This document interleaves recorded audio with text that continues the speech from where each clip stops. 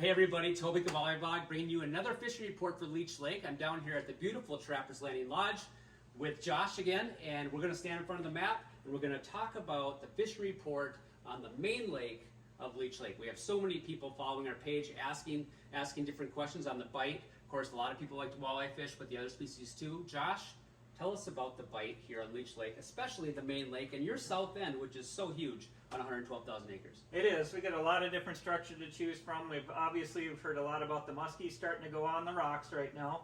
That warm water, it's August, they always pick up on our end of the lake, especially on those rock bars right now. You get a nice windy day or a little bit of wind out there, overcast, fish on top of those rocks. Around Pelican Island's a lot of the very popular spot there.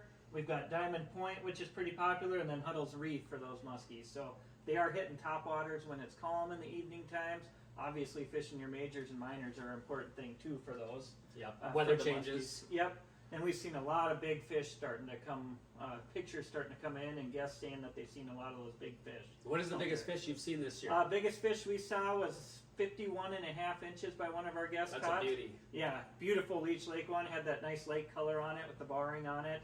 Lots of upper 40s though. Seen a lot of upper 40s, and a lot of guys seen a lot of those upper 40s. And they're healthy fish this year. They seem to be thick and healthy when we do run into them too. Yep. So when it comes to muskie fishing, we have rocks, but then we also have some good weedy areas down here, Yep. right? And in certain conditions, for people that are watching and going to try it, what days are better for which type of structure? I prefer the weeds on a sunny day. It seems like they like to tuck into those weeds, those junk weeds on our sunny day, that weed sand transition zone. They get that shade from those weeds. Those tend to be a little bit more active. And then obviously you're going to switch to your rocks when you're going to have those windy, overcast days. Sunset, sunrise bites, those rocks really shine down on our end for the muskies. That's fantastic. So the walleye fishing, I know Josh, we were just talking a little bit at some of the main lake reefs. Annex, I know this week I see people out there trolling shad raps, which is easy for a lot of your guests to do. In the evening type, we have a lot of people like to go out in the evening, right, and troll shad raps. So the Annex has some fish on it. Where else have you seen or heard from guests or yourself? What are the walleyes doing down here? So walleyes, trolling bite's been really good during the evening time. A lot of people don't have the forward-facing sonar, so that's a great way to cover the water. Seeing a lot of those fish in that 10 to 15 foot flats, probably a little bit more in that 15 foot range. For that, this Diamond Point area has been really good. Seen a lot of people traveling up to Mulkey's Reef from here, and then right out on the outside along these nice big sand flats right off of the Red Rocks, White Rocks area. They've been covering a lot of water there. And then up along Bear Island here has been very hot with those. Otherwise, the other technique, obviously we love slip auger fishing right now. That's been working really good. A day like today out there with that wind and a little bit of wind out there, really been picking up shallow. So we found a lot of the fish up in those same areas, going around, side fits, find them on your side view, and then pointing obviously the active target at them and catching them with the slip augers. Pick two types of crankbaits that you would tell your guests to use out here. Maybe a color and a style or Yep, or a company. the rumblebug, Northland rumblebug, or the Bagley rumblebug, perch colors, and they're crawfish. They made a special edition brown crawfish, so it's got this brown back, light brown, and then an orange stomach on it. Classic color because they are eating those crawfish. And then another one that is another kind of hidden secret. I know a lot of people hear about them. Selma hornets, because there's a lot of crayfish out there. That tight wobble like a number 4 is perfect, again, in that crayfish pattern. Crayfish is probably my number 1 right now, anything with a little bit of orange. Number 2 would be obviously a perch. Any perch pattern that's out there, they're definitely eating those.